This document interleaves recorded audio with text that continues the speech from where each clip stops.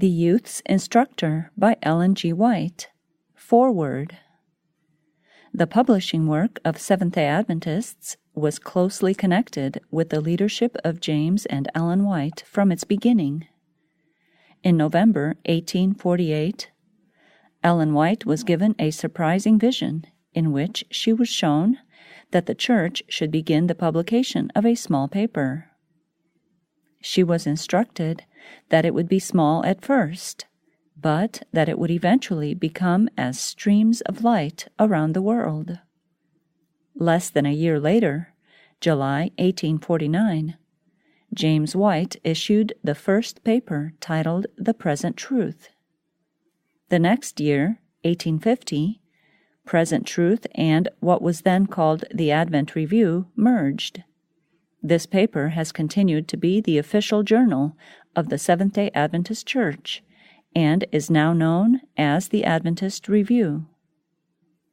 When the Pacific Press Publishing Association was established in 1874 in Oakland, California, James White launched another missionary paper entitled The Signs of the Times. This journal continues today. In 1852, James White sensed a need for a paper for the youth in the church. In August of that year, he launched an 8-page monthly titled The Youth's Instructor. The subscription price for 12 issues was 25 cents.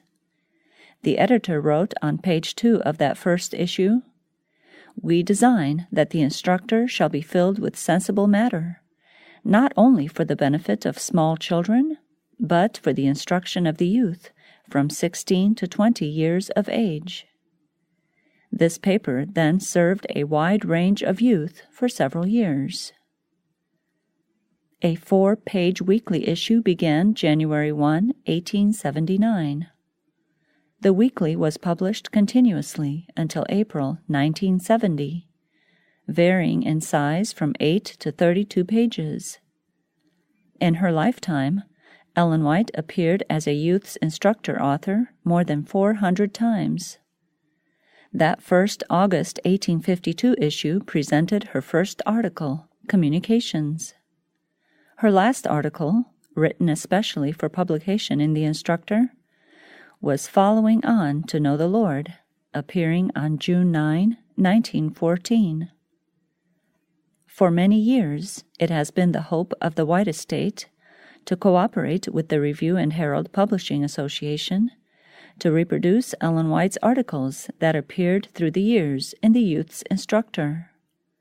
This volume is the culmination of these plans. Several shorter items from the pen of Ellen White that were published in the Instructor have not been reproduced in this facsimile collection because they were taken from existing books that are available today.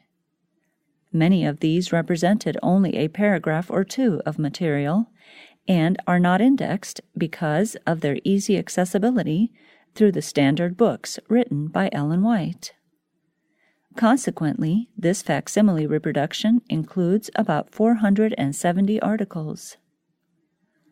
Because most of the copies used for reproduction have come from the White estate vaults, there are markings on some articles indicating portions that have been included in current books. This will prove interesting and helpful to those readers who want to see how Ellen White's material has been used in later years. It is with a great deal of pleasure that the publishers and the trustees of the Ellen G. White Publications make this collection of Youth's Instructor articles available to the church in general. May the material contained in them continue to be a blessing to every reader. The trustees of the Ellen G. White Publications, Washington, D.C., January 23, 1986.